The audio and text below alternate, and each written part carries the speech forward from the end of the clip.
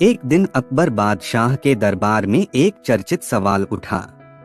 दरबारियों में बहस होने लगी कि इस संसार में सबसे बड़ी ताकत क्या है। कोई कहता कि धन सबसे बड़ी ताकत है, कोई कहता कि सेना, तो कोई कहता कि ज्ञान।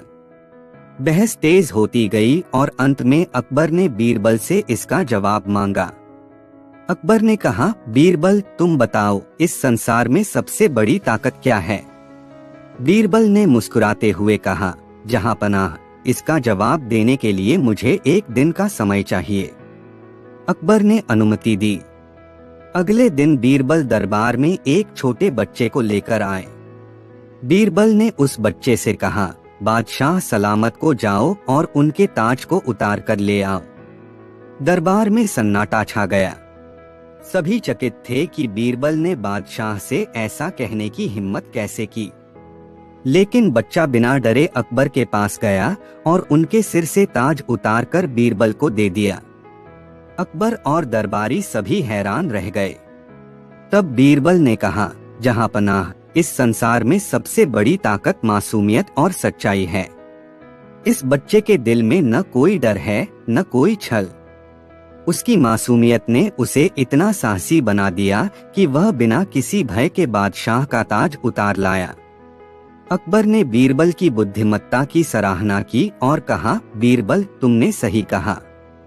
इस संसार में सबसे बड़ी ताकत मासूमियत और सच्चाई है। इस कहानी से यह सीख मिलती है कि मासूमियत और सच्चाई सबसे बड़ी ताकत होती हैं। जहां भय नहीं होता, वहां साहस और सच्चाई होती है और वही सबसे शक्तिशाली होती हैं। एक दिन अकबर के दरबार में एक अमीर व्यापारी ने शिकायत की कि उसकी तिजोरी से सोने के सिक्के चोरी हो गए हैं। उसने बताया कि उसके घर में काम करने वाले नौकरों में से किसी एक ने चोरी की है, लेकिन यह पता नहीं चल पा रहा कि चोर कौन है। अकबर ने इस मामले को सुलझाने के लिए बीरबल को बुलाया। बीरबल ने सभी नौकरों को दरबार में बुलाया और हर एक से पूछताछ की, लेकिन कोई भी नौकर चोरी की बात स्वीकार नहीं कर रहा था। बीरबल ने सोचा और फिर एक तरकीब निकाली। बीरबल ने सभी नौकरों को एक एक लकड़ी की छड़ी दी और कहा, यह जादुई छड़ी है। जो भी चोर होगा, उसकी छड़ी कल सुबह तक 1 इंच लंबी हो जाएगी। सभी लोग ये छड़ी लेकर अपने अपने घर जाओ और सुबह दरबार में आओ। सभी नौकर अपनी अपनी छड़ियां लेकर घर चले गए, लेकिन असल में कोई जादुई छड़ी नहीं थी। यह बीरबल की चाल थी। अगले दिन सभी नौकर दरबार में वापस आए। बीरबल ने सभी की छड़ियों को देखा और पाया कि एक नौकर की छड़ी 1 इंच छोटी हो गई थी। बीरबल ने तुरंत कहा, यह चोर है। अकबर ने हैरानी से पूछा, बीरबल तुमने कैसे पहचाना कि यह चोर है।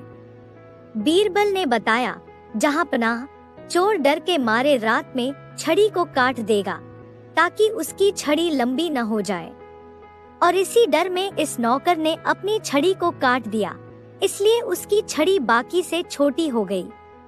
नौकर ने चोरी की बात कबूल कर ली। अकबर ने बीरबल की चतुराई की तारीफ की और चोर को सजा दी। इस कहानी से यह सीख मिलती है कि चालाकी और बुद्धिमानी से किसी भी समस्या का समाधान किया जा सकता है। बीरबल ने बिना किसी जादू के सिर्फ अपनी सूझबूझ से चोर को पकड़ लिया। एक दिन अकबर बादशाह के दरबार में एक अजीब मामला आया। एक किसान ने शिकायत की कि उसकी बकरी चोरी हो गई है और उसे शक है कि चोरी उसके पड़ोसियों ने की है। अकबर ने बीरबल को इस मामले की जांच करने को कहा। बीरबल ने सभी पड़ोसियों को दरबार में बुलाया और हर एक से पूछा, लेकिन किसी ने बकरी चुराने की बात नहीं मानी। बीरबल ने सोचा और फिर एक तरकीब निकाली। बीरबल ने किसान से कहा, तुम अपनी बकरी को पहचानते हो, सही कहा? किसान ने कहा, हाँ, मैं अपनी बकरी को बहुत अच्छे से पहचानता हूँ। बीरबल ने सभी पड़ोसियों को एक पंक्ति में खड़ा किया और कहा, अब हम बकरी से पूछेंगे कि उसे किसने चुराया। यह सुनकर सभी लोग हैरान हो गए कि बकरी कैसे बता सकती है। फिर भी सभी चुपचाप खड़े रहे। बीरबल ने एक एक आदमी के पास जाकर कहा, बकरी तुम्हें किसने चुराया? बोलो। जब बीरबल ने एक आदमी के पास जाकर पूछा तो वह आदमी घबराने लगा और बोला, मैंने बकरी नहीं चुराई। बीरबल ने तुरंत उस आदमी को पकड़ लिया और कहा, तुम ही चोर हो। अकबर ने पूछा, बीरबल तुमने कैसे पहचाना कि यही चोर है? बीरबल ने मुस्कुराते हुए कहा, जहांपनाह मैंने सिर्फ सवाल किया, लेकिन चोर के दिल में डर था कि कहीं बकरी सच में उसकी चोरी बता न दे, इसलिए उसने बिना पूछे ही अपनी सफाई देनी शुरू कर दी। उसकी घबराहट ने उसकी चोरी को उजागर कर दिया। चोर ने अपनी गलती स्वीकार की और अकबर ने उसे सजा दी। बीरबल की चालाकी से एक बार फिर मामला सुलझ गया। इस कहानी से यह सीख मिलती है कि जब इंसान गलत काम करता है तो उसके दिल में डर हमेशा बना रहता है और वह डर ही उसे पकड़वा देता है। एक बार अकबर बादशाह ने बीरबल से पूछा, बीरबल क्या तुम मुझे इस दुनिया का सबसे बड़ा सच और सबसे बड़ा झूठ एक ही वक्त में बता सकते हो? यह सवाल सुनकर सभी दरबारी सोच में पड़ गए, क्योंकि यह सवाल बहुत ही मुश्किल था। कोई भी इसका जवाब नहीं दे पा रहा था। लेकिन बीरबल हमेशा की तरह मुस्कुराते हुए खड़े हुए और बोले, जी हाँ जहांपनाह, मैं बता सकता हूँ। अकबर ने कहा, अच्छा तो बताओ। बीरबल ने कुछ सोचा और फिर कहा, जहांपनाह, यह बात है कि यह समय भी गुजर जाएगा। अकबर और दरबारी यह सुनकर चौंक गए। अकबर ने कहा, यह तो बहुत साधारण बात लग रही है, इसमें सबसे बड़ा सच और सबसे बड़ा झूठ कहाँ है? बीरबल ने जवाब दिया, जहांपनाह, जब हम खुश होते हैं और यह सुनते हैं कि यह समय भी गुजर जाएगा तो हमें यह बात झूठी लगती है, क्योंकि हमें लगता है कि खुशियाँ कभी खत्म नहीं होंगी। लेकिन जब हम मुश्किल समय में होते हैं और यही बात सुनते हैं तो यह दुनिया का सबसे बड़ा सच लगता है। अकबर ने बीरबल की बुद्धिमानी की प्रशंसा की और कहा, बीरबल तुमने फिर से साबित कर दिया कि तुम सबसे चतुर हो। इस कहानी से यह सीख मिलती है कि जीवन में अच्छे और बुरे समय आते जाते रहते हैं। चाहे समय जैसा भी हो, वह बदल जाएगा। इसलिए हमें न तो खुशी में बहुत खो जाना चाहिए और न ही दुख में टूटना चाहिए। एक बार अकबर ने बीरबल से एक सवाल किया, बीरबल क्या तुम मुझे ऐसा काम कर सकते हो जिससे मैं खुश भी हो जाऊं और दुखी भी हो जाऊं, वो भी एक ही वक्त में? यह सुनकर दरबार में सभी हैरान रह गए। सभी दरबारी सोच में पड़ गए कि ऐसा कौन सा काम हो सकता है जिससे बादशाह अकबर एक साथ खुश भी हो जाएं और दुखी भी। लेकिन बीरबल हमेशा की तरह शांत थे और उन्होंने कहा, जी जहांपनाह, मैं ऐसा कर सकता हूँ।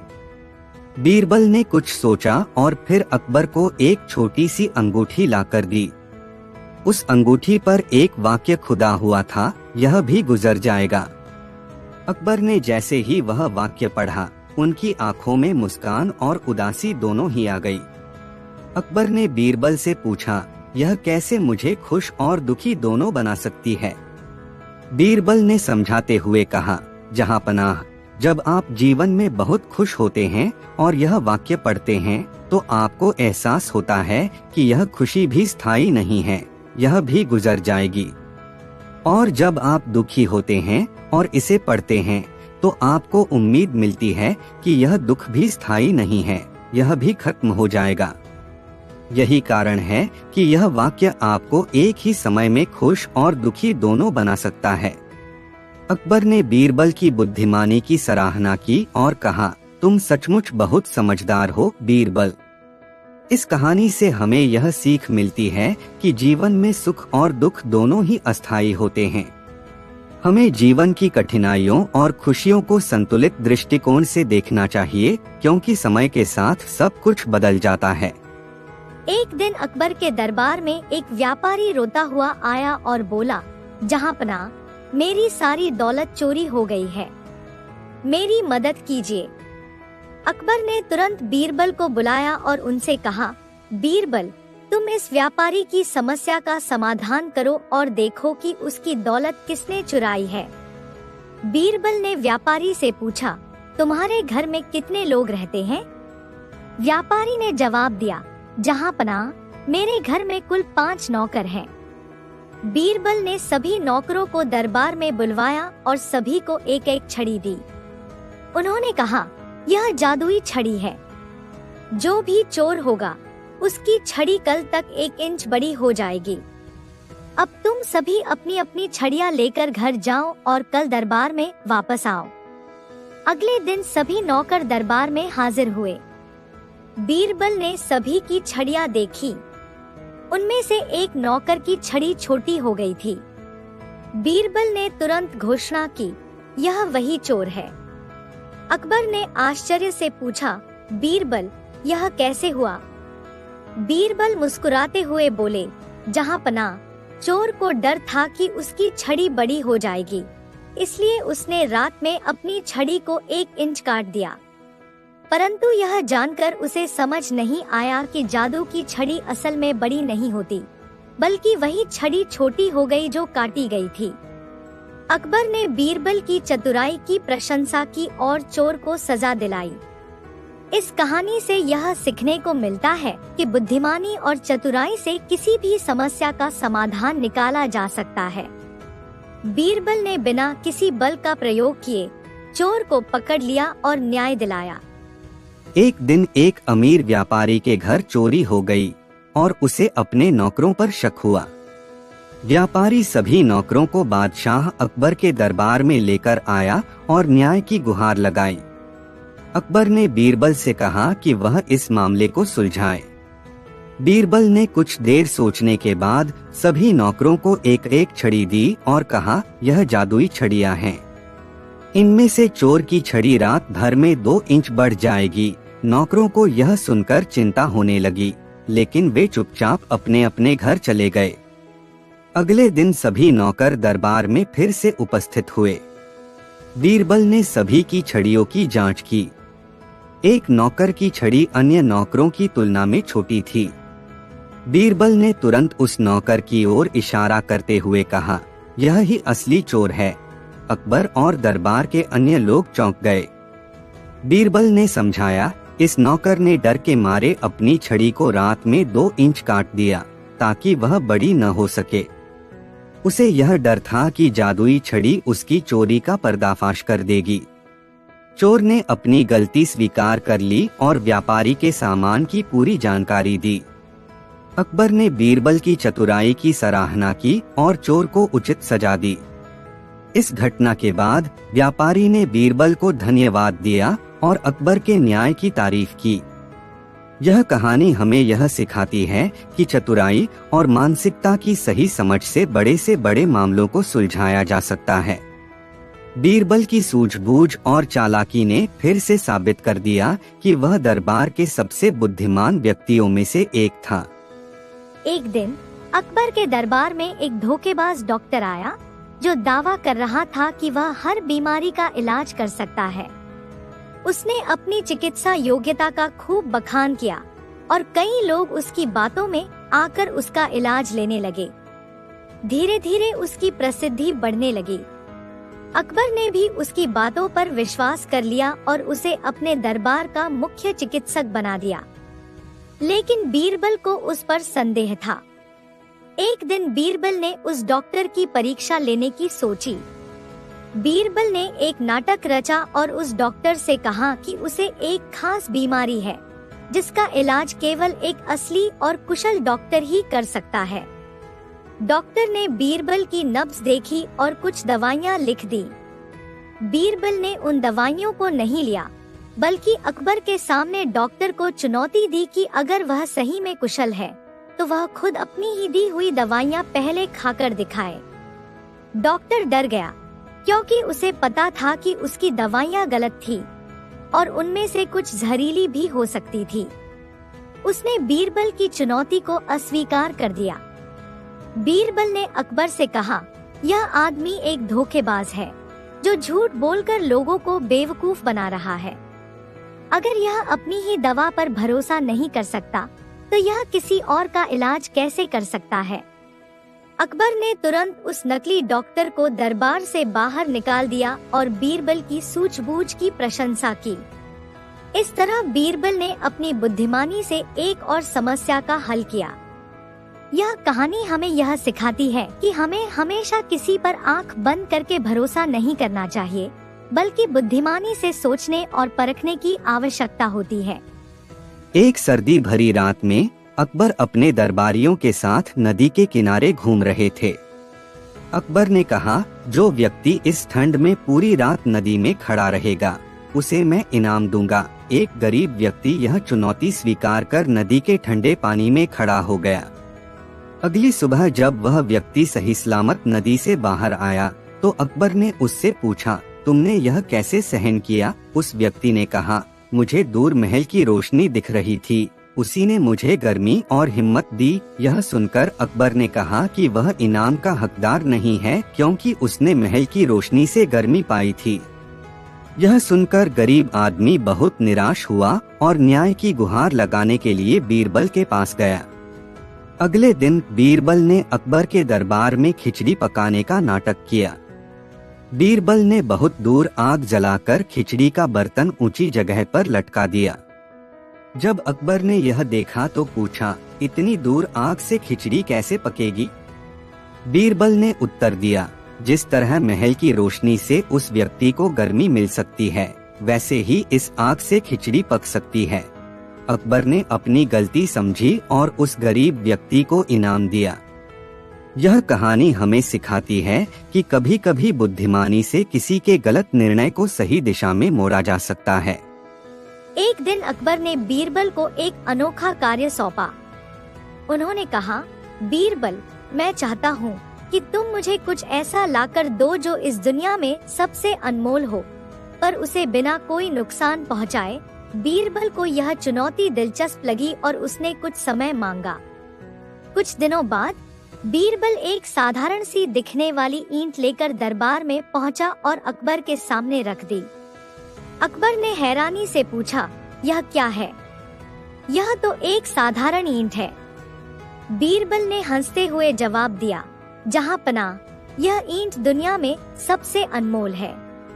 इस पर भविष्य के महल, घर और इमारतें बनाई जा सकती हैं। इसके बिना कोई निर्माण संभव नहीं है, इसलिए यह ईंट अनमोल है।